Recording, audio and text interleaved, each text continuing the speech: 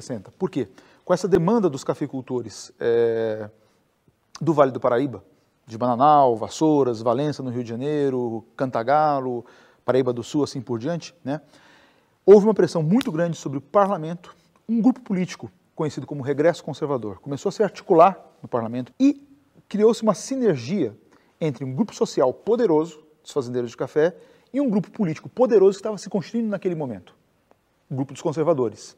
E essa aliança entre políticos no parlamento, que estavam controlando o Senado, que estavam controlando a Câmara dos Deputados, assim por diante, com cafeicultores, eles conseguiram anular, na prática, a Lei de 31, reabrindo o tráfico negreiro.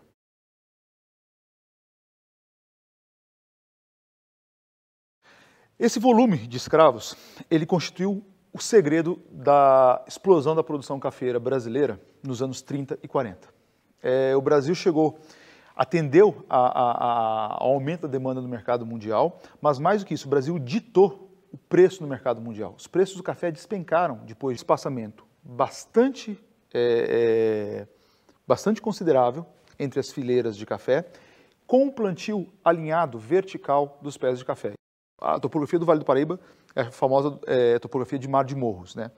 Nesses morros, os cafeeiros eram sempre plantados numa base que saía do chão até o topo do morro, sempre em linhas verticais, com um grande afastamento entre as linhas.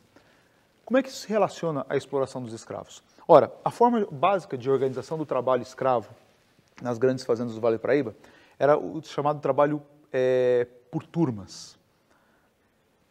Na linguagem do século XIX, essas turmas eram chamadas de ternos. Cada terno de escravo era composto, em geral, de 15 a 25 escravos. Isso para as grandes fazendas, que dominavam a produção no Vale, né?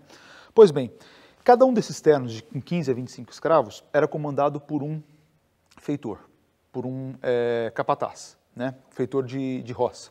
Esse feitor acompanhava os cativos e ficava supervisionando em tarefas como capina, né, colheita, a manha do solo em geral, né?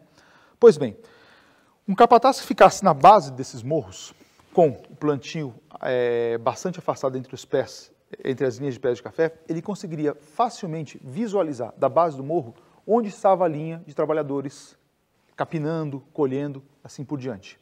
Ora, com esse sistema, que era um sistema de controle visual do trabalho, era possível impor aos escravos uma carga muito grande de trabalho. Para tornar esse dado mais concreto, em Saint-Domingue, no Haiti, pré-revolução, cada escravo de roça cuidava de 1.000 a 2.000 pés de café. Esse número, 2.000 pés de café, foi o número inicial da cafeicultura no Vale do Paraíba.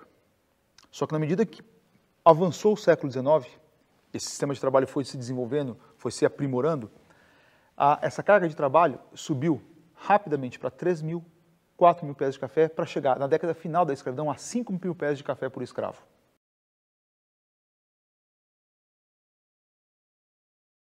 Nós estamos aqui na Fazenda Paudalho, em São José do Barreiro, Vale do Paraíba. É uma das fazendas mais importantes do ciclo do café, portanto nós estamos falando dos anos 1830 até final do século XIX, que é o período em que essa região tem importância na atividade cafeeira.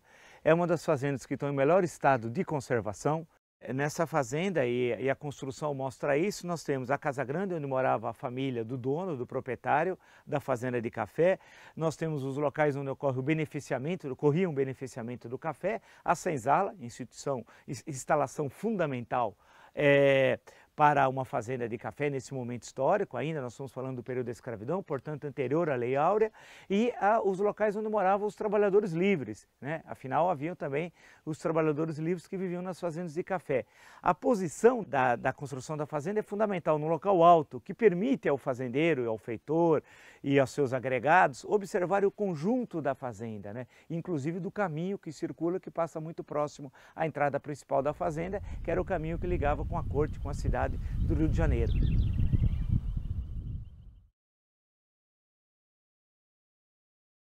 Quando é que a economia cafeira do Vale do Paraíba entra em crise e por quê? Olha, a economia cafeira do Vale do Paraíba, ela entrou em crise nas décadas finais da escravidão, né? A contrapartida desse sistema de gestão do espaço, de gestão dos escravos, era a rápida o rápido esgotamento dos recursos naturais. Uma plantação de café disposta dessa forma, ou seja, com esse grande afastamento dos pés, em plantio vertical, sem plantio em curva de nível, né? Em morros que eram alguns com inclinação de 45 graus, né? Consequência imediata disso era uma erosão gigantesca. Então, para você ter uma ideia, há vários registros agronômicos do século XIX que mostram isso, né?